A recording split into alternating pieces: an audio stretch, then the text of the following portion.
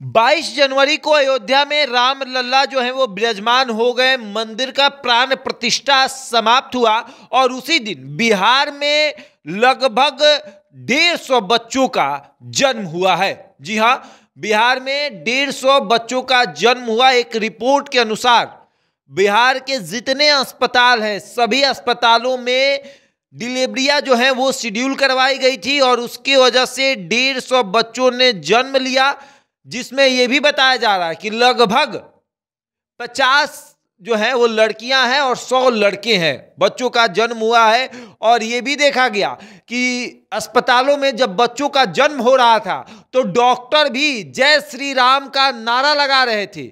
और 22 तारीख से पहले अगर देखा गया, मतलब बहुत ऐसी डिलीवरियां थी जो 22 तारीख के बाद होने वाली थी, उसे शेड्यूल करवाया गया, डिलीवरी मतलब हुई। और उसके बाद ये भी देखा गया कि कितनी जो महिलाएं हैं वो बेहद खुश नजर आ रही थी कि 22 जनवरी को राम लल्ला जो है वो अयोध्या में विराजमान हो गए, उनकी घर वापसी हो गई। वो पंडाल से जो है वो घर में आ गए, एक महल में आ गए, मंदिर में आ गए और उसी दिन उनका बच्चा जो है वो इस दुनिया में आया। सभी महिलाएं जो हैं वो खुश थी, उनके परिवार वाले जो हैं वो भी पार्टिसिपेट कर रहे थे, वो भी बेहद खुश नजर आ रहे थे। उनका मानना था कि आज का दिन बेहद ही शुभ है क्योंकि आज राम लल्ला जो है वो विराजमान हो रहे हैं, राम मंदिर की प्राण प्रतिष्ठा हो रही है, तो आज का दिन बेहद शुभ है और इसीलिए वो चाहते हैं कि उनका बच्चा आज ही के दिन इस दुनिया में आए और इसके लिए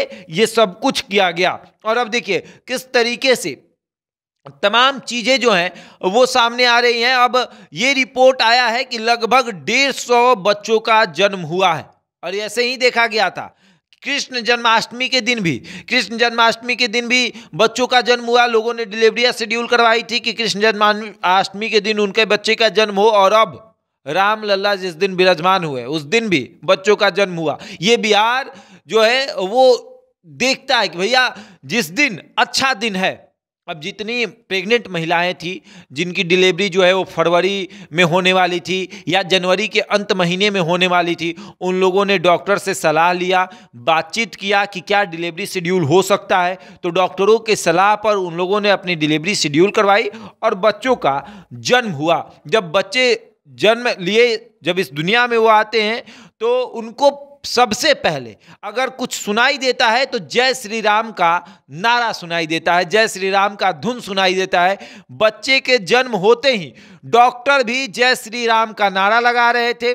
आसपास जितने लोग थे, जितने घर वाले थे, सभी भगवा गमछा लेकर जय श्री राम का नारा लगा रहे थे और ये बात कह रहे थे कि आज के दिन जब राम लल्ला मंदिर में विराजमान हुए तो हमारा बच्चा जो है वो इस दुनिया में आया, अब वो राम की तरह रहेगा, मतलब राम के विचारों पर चलेगा, राम की तरह काम करेगा। जिस तरीके से मर्यादा पुरुषोत्तम राम थे उसी तरीके से ये भी काम करेगा और उनके विचारों पर चलेगा, उन्हीं से सब कुछ सीखेगा। तो अब देखिए ये एक ट्रेंड सेट हो चुका है कि जिस दिन कृष्ण जन्माष्टमी हो या फिर 1 जनवरी हो या फिर 22 जनवरी, तो अब तो इस बार भव्य कार्यक्रम हुआ, दीपोत्सव मनाया गया, दिवाली मनाई गई और उसी दिन बिहार में 150 बच्चों का जन्म हुआ है। बहरहाल इस खबर में इतना ही, बने रहिए हमारे साथ और देखते रहें द बिहारी टॉप।